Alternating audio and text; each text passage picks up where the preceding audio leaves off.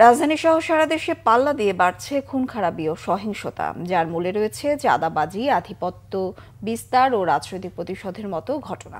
Human rights support সোসাইটির এক তথ্য বলছে, দেশে চলতি বছরে সহিংসতায় নিহত হয়েছে প্রায় ৩০০ জন। এদের বেশিরভাগ মারা গেছে মব জাস্টিস ও রাজনৈতিক সহিংসতায়। ফজলে রাব্বির প্রতিবেদনে বিস্তারিত। জুলাই গণঅভ্যুত্থানে শেখ হাসিনা সরকার পতনের পর রাতারাতি ভেঙে পড়ে দেশের আইন শৃঙ্খলা পরিস্থিতি। দায়িত্ব নেয় অন্তর্বর্তী সরকার। দায়িত্ব নেওয়ার ১ বছর পেরিয়ে গেলেও এখনো আইন শৃঙ্খলা পরিস্থিতির কাঙ্ক্ষিত উন্নতি সম্ভব হয়নি। ফলে চাঁদাবাজি, মব জাস্টিস ও রাজনৈতিক সহিংসতার মতো অপরাধ পাল্লা দিয়ে বাড়ছে। হিউম্যান রাইটস সাপোর্ট সোসাইটির এক তথ্য বলছে, চলতি বছরের জানুয়ারি থেকে সেপ্টেম্বর পর্যন্ত দেশে রাজনৈতিক সহিংসতার ঘটনায় নিহত হয়েছে অন্তত ১০৭ জন। এ সময় মব সহিংসতা ও গণপিটুনির ঘটনায় নিহত হয়েছেন ১৩০ জন, আর ধর্ষণের শিকার হয়েছেন ৬৬৩ জন নারী। ধর্ষণের পর হত্যা করা হয়েছে ১৯ জনকে। এ সময় ২ জন সাংবাদিককে প্রকাশ্যে পিটিয়ে হত্যার ঘটনাও ঘটেছে। অপরাধ বিশেষজ্ঞরা বলছেন, আইন শৃঙ্খলা বাহিনীর অনেক সিদ্ধান্ত মাঠ পর্যায়ে বাস্তবায়ন সম্ভব হচ্ছে না, যার ফলে প্রতিনিয়তই বাড়ছে অপরাধ। এই গণঅভ্যুত্থানকে কেন্দ্র করে পুলিশের যারা আহত বা নিহত হয়েছেন সেটি আইনগতভাবে সুরাহা করা, কোনো একটা ব্যবস্থা তারা গ্রহণ করতে পারেনি।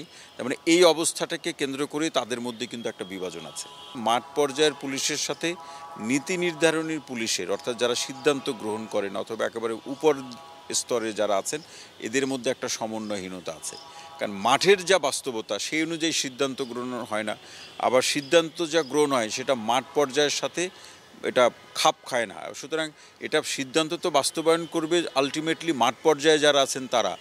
তাদেরকে সিদ্ধান্ত গ্রহণের প্রক্রিয়ার বাইরে বা তাদের মতামতকে উপেক্ষা করে মানে একটা লোক দেখানো বা পুলিশ কাজ করছে এরকম একটা সেন্টিমেন্ট ধারণ প্রতিষ্ঠিত করার জন্য সিদ্ধান্ত গ্রহণ করলে কিন্তু সেখান থেকে কোনো ফলাফল তৈরি হবে না।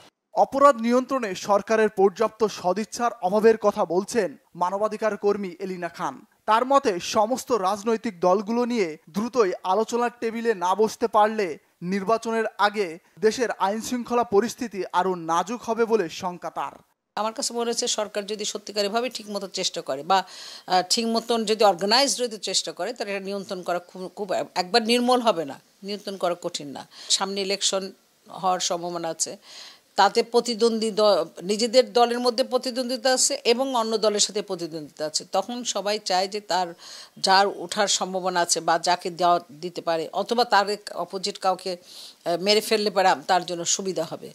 এই জিনিসগুলো তো রাষ্ট্রের দেখার দরকার, কারণ সামনে মাত্র কয়েক মাস বাকি আছে। এখনই যদি এটা নিয়ন্ত্রণ না করতে পারে, যেটা খুবই একটা জঘন্য একটা পরিস্থিতির সৃষ্টি হবে ইলেকশনের সময়, আগে এবং পরে এবং ইলেকশনের দিন।